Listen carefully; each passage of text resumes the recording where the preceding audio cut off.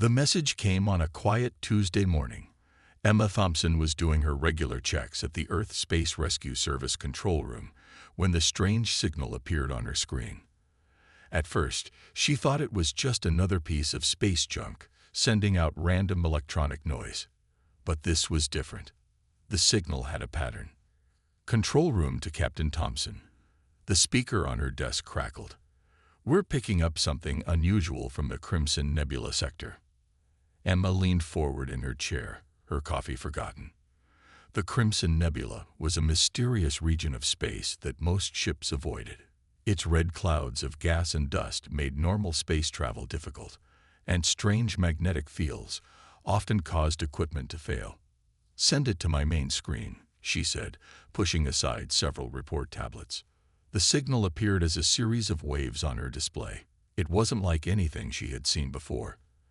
The pattern was too regular to be natural, but it didn't match any known human distress calls. After 20 years of space rescue work, Emma knew something big was happening. Running it through the new first contact protocols, her computer announced. The system had been installed just 6 months ago, after humans had started reaching further into space. Nobody really expected to use it so soon. The message took 3 minutes to decode. When it finally appeared on her screen, Emma had to read it twice to believe what she was seeing. To any spacefaring civilization. Emergency. Stellar Confederation fleet stranded in region you designate as Crimson Nebula. Critical systems failing. 15 ships. 20,000 lives at risk.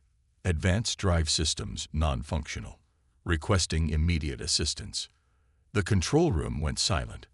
This wasn't just first contact with an alien civilization. This was a rescue mission. And somehow, these advanced aliens needed help from humans who had only started regular space travel a few decades ago. Emma pressed the emergency alert button. Within minutes, the control room filled with rescue coordinators and mission specialists. Director James walked in, still putting on his uniform jacket. "Tell me what we know," he said, moving to stand behind Emma's chair. "Sir, it's a fleet of alien ships," Emma explained, pointing to the decoded message. "They're stuck in the Crimson Nebula. Their technology isn't working, and they have 20,000 people on board." The Crimson Nebula. Director James frowned. "Even our ships have trouble there. The magnetic fields mess with everything." "That's probably why they're stuck," Emma said. "Their advanced technology might be more sensitive than ours, but our older, simpler systems might still work there." The director nodded slowly. "And they called for help from anyone who could answer." Not exactly what I expected for humanity's first alien contact. Emma was already bringing up the rescue ship schedules. The Prometheus is ready for launch. We can have 3 more rescue ships prepared within 12 hours. "Captain Thompson," the director said, "I'm putting you in charge of this mission. You know the nebula better than anyone, and you've got the most experience with difficult rescues." Emma felt the weight of responsibility settle on her shoulders. This wasn't just about saving lives anymore. This was humanity's first major interaction with an alien civilization. How they handled this would affect Earth's relationship with the galaxy for generations to come. "Send the response," she ordered. "Tell them Earth Space Rescue Service is coming. Ask them to transmit their exact coordinates and the condition of their ships." As the message was sent into space, Emma started planning the rescue mission. They would need the older model space tugs, the ones with simple chemical engines. The magnetic shielding would have to be reinforced. They'd need extra supplies, medical equipment that might work on aliens, and crews who could think on their feet. The Stellar Confederation was about to learn something important about humans. They never left anyone stranded in space, no matter who they were or where they came from. It was one of humanity's oldest rules. You always helped people in trouble. "Rescue fleet, begin launch preparations," Emma announced over the station's communication system. "This is not a drill. I repeat, this is not a drill. We have 20,000 lives counting on us." The Earth Space Rescue Service was about to attempt the biggest rescue mission in human history, and somewhere in the red clouds of the Crimson Nebula, an advanced alien civilization waited, hoping that this young, primitive species could do what their advanced technology could not: bring them home safely. The rescue fleet approached the edge of the Crimson Nebula 3 days later. Captain Emma Thompson stood on the bridge of the Prometheus, watching the massive red clouds fill the main view screen. Behind her ship, 3 more rescue vessels followed in formation. They looked small and simple compared to what they saw ahead. The alien ships were enormous. 15 sleek vessels hung motionless in the red mist, their silver hulls reflecting the nebula's crimson light. Each one was at least 3 times the size of the largest human ship. But despite their impressive appearance, they were completely helpless. "This is Captain Thompson of the Earth Space Rescue Service," Emma broadcasted. "We're here to help. Please respond." The radio crackled with static for a moment before a voice replied. It spoke perfect English, probably using some kind of translation device. "This is Ambassador Gray of the Stellar Confederation. We appreciate your response to our distress call." Emma noticed the hesitation in the ambassador's voice. "Is there a problem, Ambassador?" "Forgive me, Captain," Ambassador Gray said. "We're grateful for your assistance, but we expected a more advanced civilization to answer our call. Your ships seem rather basic." Emma smiled. She had expected this reaction. "Sometimes basic is better, Ambassador. Our ships might not be as advanced as yours, but they work just fine in the nebula. Would you like us to demonstrate?" Without waiting for an answer, she ordered her helmsman to move the Prometheus closer to the stranded fleet. The ship's chemical engines fired smoothly, pushing them through the red clouds without any trouble. Emma could imagine the alien's surprise as her primitive vessel maneuvered easily through conditions that had defeated their advanced technology. "Impossible," a new voice cut in. "Our sensors indicate you're using simple chemical propulsion and mechanical systems. How are you operating in these conditions?" "Sometimes the old ways are the best ways," Emma replied. "I'm guessing your quantum drives and artificial gravity systems don't like the nebula's magnetic fields very much. But our rockets and manual controls work just fine. Physics is physics, after all." There was a long pause before Ambassador Gray spoke again. "Captain Thompson, I owe you an apology. We may have underestimated your species' capabilities." "No apology needed, Ambassador. Now let's talk about getting your people out of here. Can you give us access to your ship's technical data?" The next few hours were busy. Human engineers studied the alien ship's designs while rescue teams prepared their equipment. The aliens were amazed to see humans working in primitive spacesuits, using basic tools and simple machines to examine their vessels. Mike Russell, the Prometheus's chief engineer, finally figured out the problem. "It's like trying to run a supercomputer in a thunderstorm," he explained to Emma. "Their fancy systems are too sensitive. The nebula's magnetic fields are scrambling everything. But our old-school gear doesn't care about the interference." Emma called a meeting with Ambassador Gray and the alien engineering team. They gathered in the Prometheus's conference room, the aliens looking uncomfortably at the outdated human technology around them. "We can tow your ships out," Emma explained. "We'll need to attach magnetic clamps and use our space tugs. It won't be fast, but it will work." "Towing?" one of the alien engineers asked, sounding shocked. "Like pulling us with ropes?" "Not ropes," Mike said, "but the principle is similar. Sometimes the simple solution is the best solution." Ambassador Gray looked out the window at the massive alien ships floating helplessly in the red mist. "We have no choice. Our people are counting on us. Captain Thompson, we put ourselves in your hands." Emma nodded. "We won't let you down, Ambassador. Humans have been helping stranded travelers since we first built boats.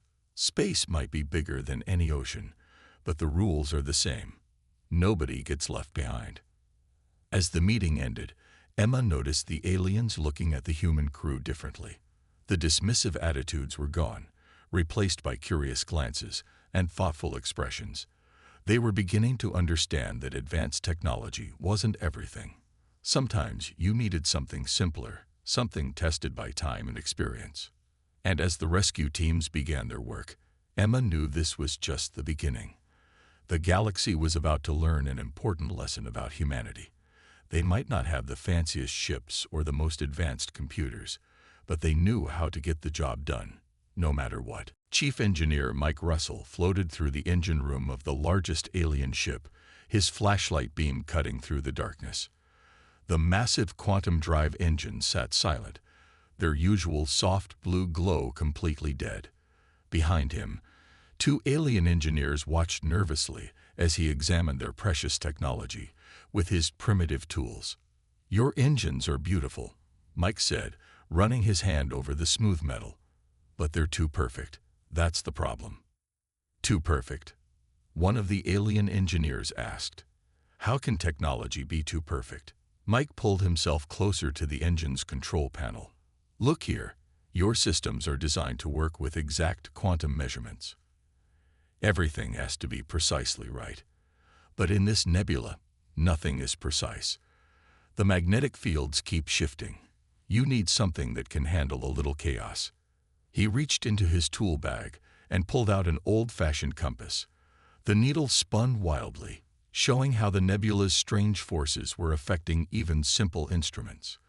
The aliens watched with growing interest as Mike demonstrated various tools, showing how basic mechanical devices still worked while their advanced sensors failed. Back on the Prometheus, Captain Emma Thompson was reviewing the rescue plan with her crew. The main screen showed all 15 alien ships mapped out in a simple 3D display. Their size made the human rescue ships look tiny in comparison. "It's like trying to move mountains with toy trucks," one crew member said. Emma shook her head. "Size isn't everything. Back on Earth, ants can carry things 50 times their weight. We'll do the same here." The rescue teams worked through the ship's night cycle, setting up old-style magnetic clamps on the alien vessels. They used simple mechanical winches and cables, technology that hadn't changed much in centuries. The aliens watched in amazement as the humans worked confidently in the challenging conditions.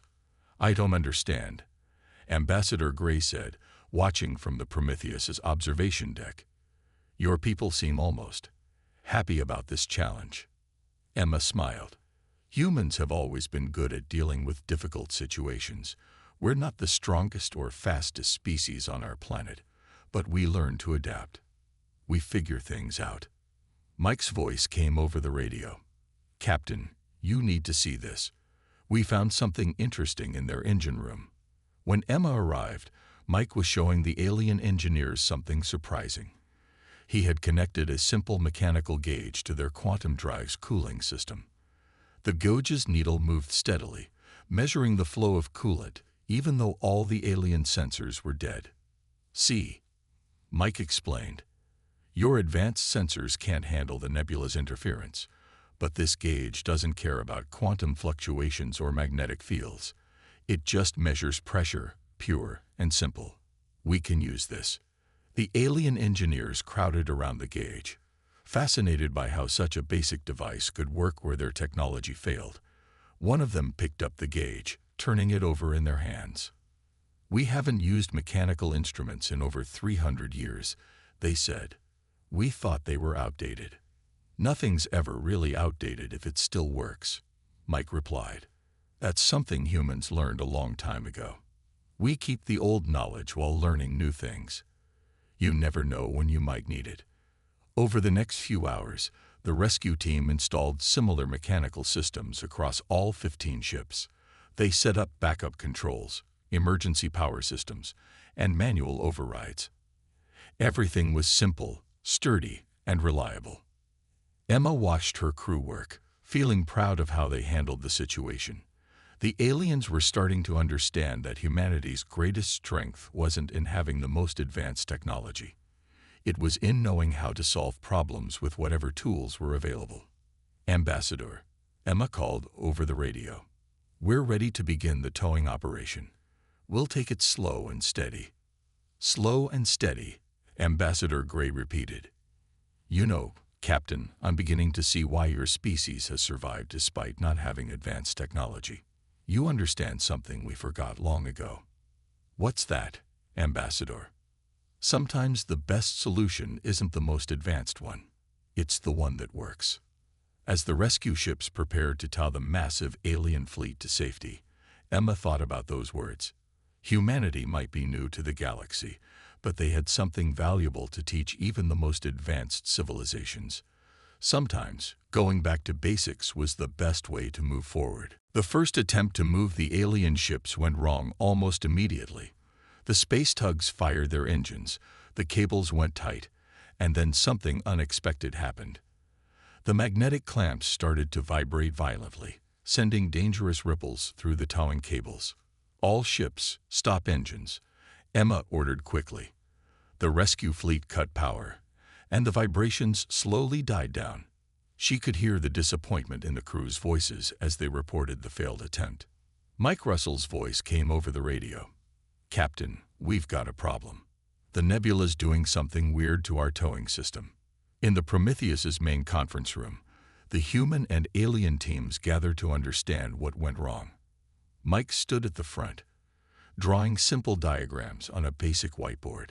The aliens watched curiously as he used this ancient teaching tool. The nebula's magnetic fields are creating resonance patterns, Mike explained, drawing waves with his marker. When we power up the engines, these patterns amplify through our cables. If we keep going, the vibrations will tear the ships apart. Ambassador Gray looked worried. Then we're still trapped here. Not yet, Emma said, studying the diagrams. Mike, what if we think about this differently? Instead of fighting the magnetic fields, maybe we can use them. Mike's eyes lit up. Like surfing a wave instead of trying to swim through it.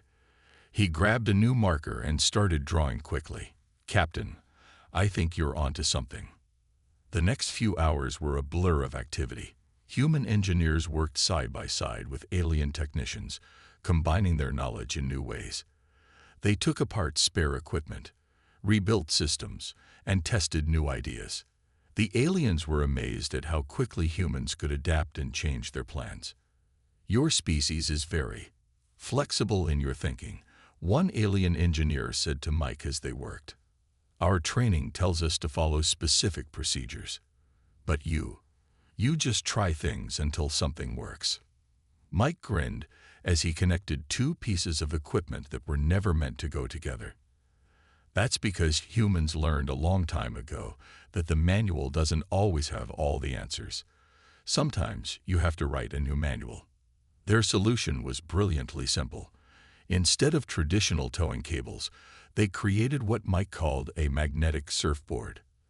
They modified their towing system to ride the nebula's magnetic waves, using the very forces that had trapped the alien ships to help move them.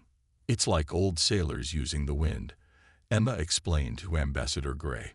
Sometimes you have to work with nature instead of against it. The modified rescue ships took position around the alien fleet. The new magnetic tethers looked strange, a combination of human mechanical parts and repurposed alien technology. Nobody was completely sure it would work, but they had to try. All ships, power up the new tethers, Emma ordered. 10% power.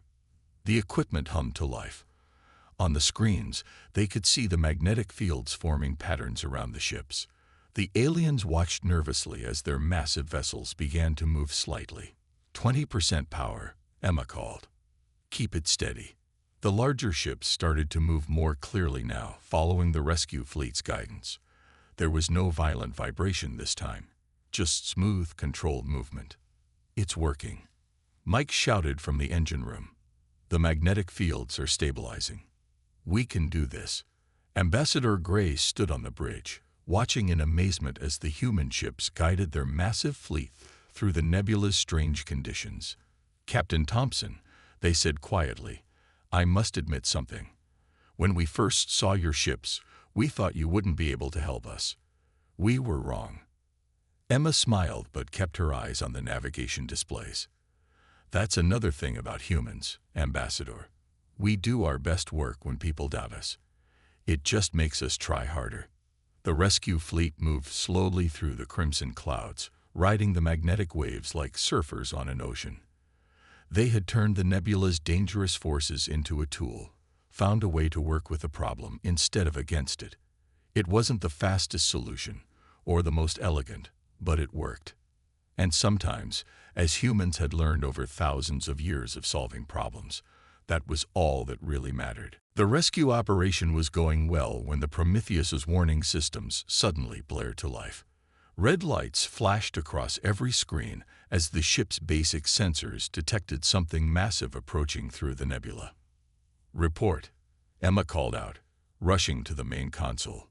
"Captain, there's a huge solar flare coming from the nearby star," her science officer answered. "The nebula's magnetic fields are amplifying it. It'll hit us in less than 20 minutes. Ambassador Gray's voice crackled over the radio, panic clear even through the translation system. "Captain Thompson, our shields are still non-functional. A solar flare of that magnitude will destroy our ship's sensitive systems. We need to retreat immediately." But Emma quickly saw the problem.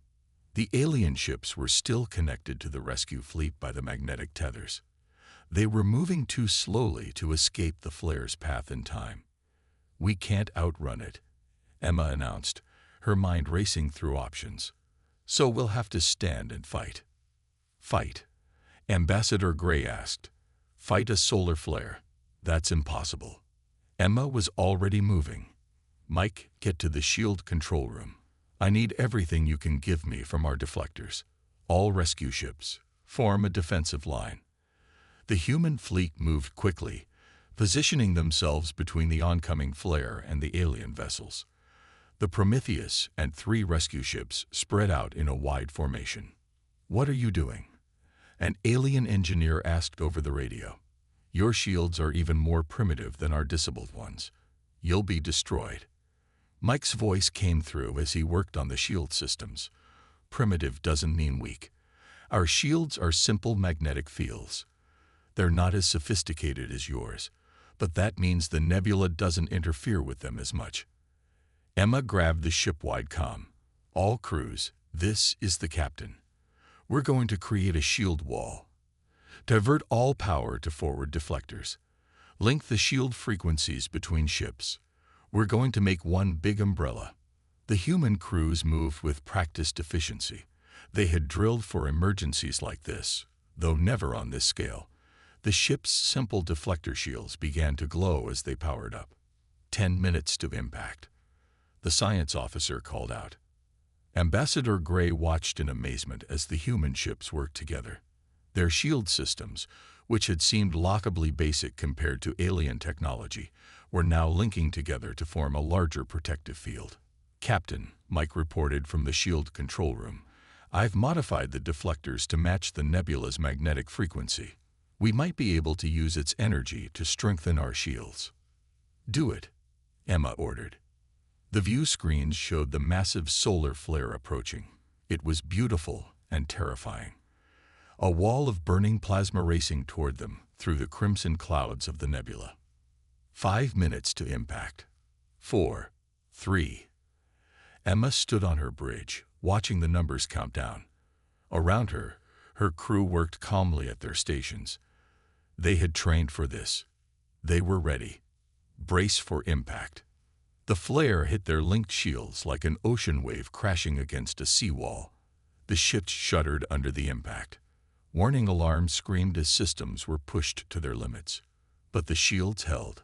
Mike's voice came through, excited despite the strain. "It's working. The nebula's magnetic fields are actually helping us. Our shields are getting stronger." The combined human shields glowed brilliantly as they absorbed and deflected the solar flare's energy. Behind them, the alien fleet watched in awe as these primitive vessels protected them from a force of nature. After what seemed like hours but was really only minutes, the flare passed. The human ship's shields powered down, their energy reserves nearly depleted. But they had done it. Every ship, human and alien, was safe. Ambassador Gray's voice broke the tired silence. "Captain Thompson, I don't know what to say. Your people just did something our most advanced ships couldn't do. Emma smiled wearily. That's the thing about being primitive, Ambassador. We're used to dealing with forces bigger than ourselves. Humans learned a long time ago that you don't have to be the strongest to survive. You just have to be strong enough and smart enough to work together. As the rescue fleet reformed their towing formation, Emma could sense a new respect in the aliens' communications. They had just learned another important lesson about humanity. Never underestimate a species that had spent its entire history learning to survive against the odds. After surviving the solar flare, something changed in the relationship between the human rescue teams and the alien crew. The barriers of distrust and prejudice began to fall away, replaced by genuine curiosity and respect. The rescue operation transformed into a unique learning opportunity for both species.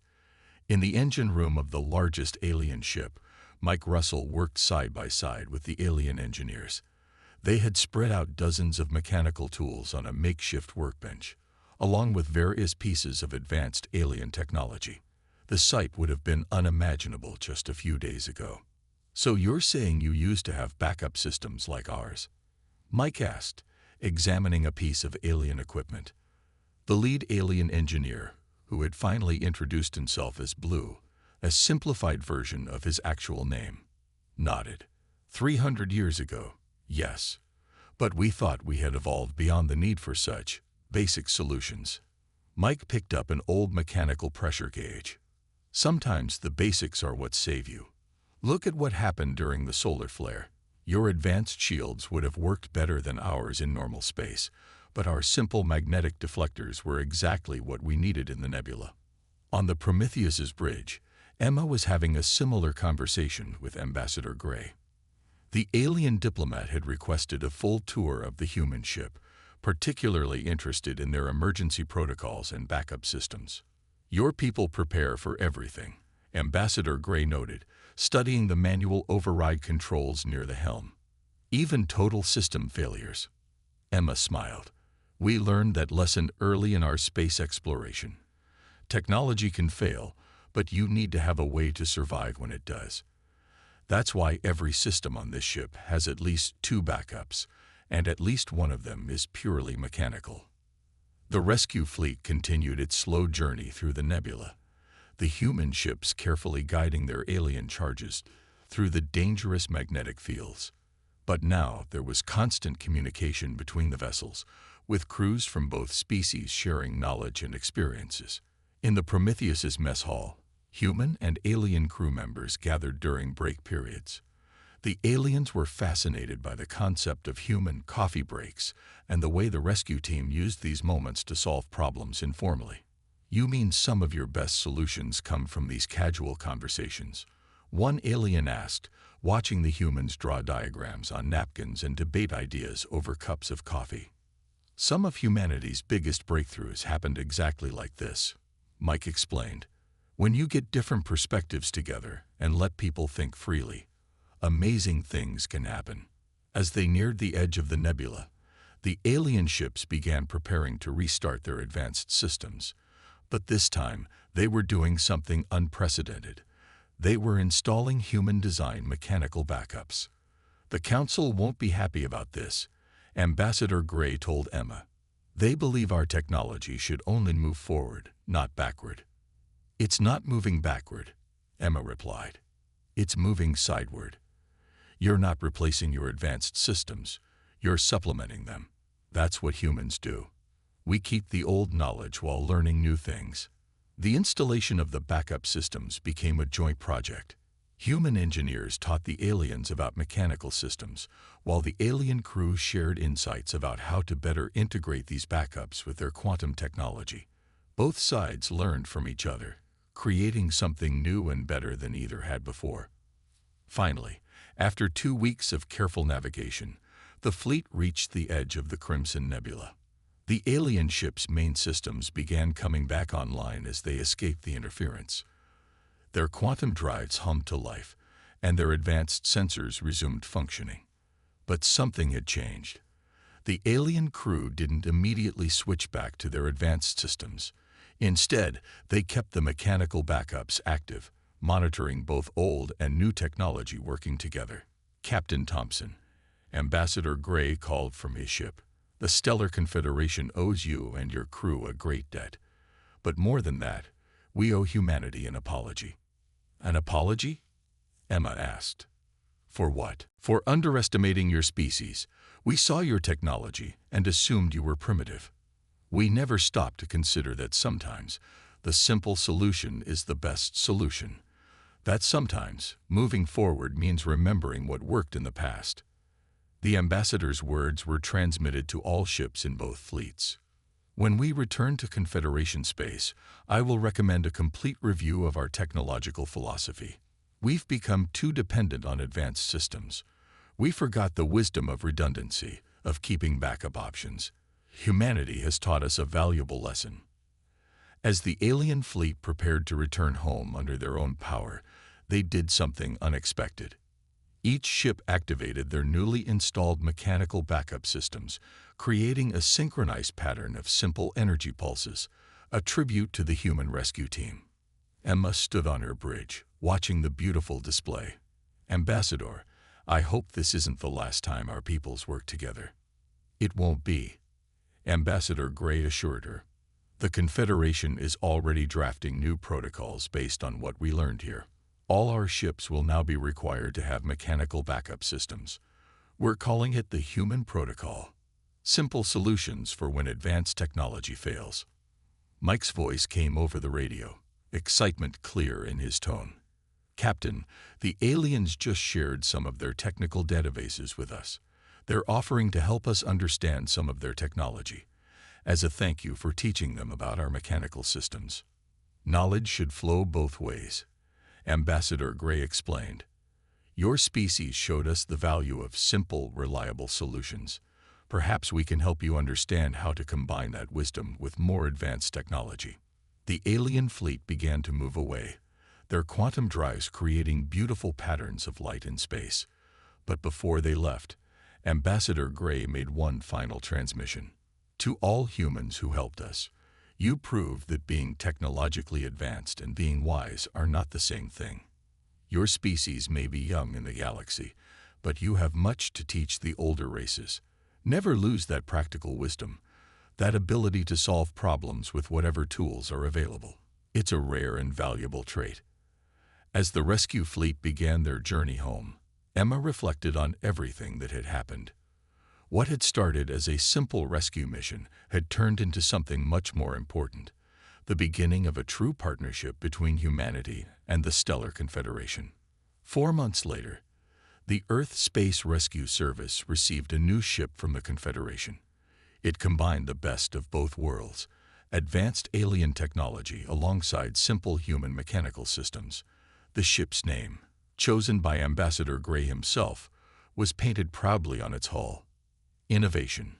And in the years that followed, whenever any ship, human or alien, found itself in trouble in the dangerous parts of space, they knew they could count on help coming. Because somewhere out there, a rescue fleet would be ready, carrying both the most advanced technology and the simplest tools, crewed by people who knew that sometimes the best solution was the one that simply worked. The story of the Crimson Nebula rescue became legend in both human and alien space. It taught a lesson that would be remembered for generations. True advancement doesn't mean forgetting the old ways, but learning to combine the wisdom of the past with the possibilities of the future. And sometimes, the species you think is primitive might just be the one that saves your life.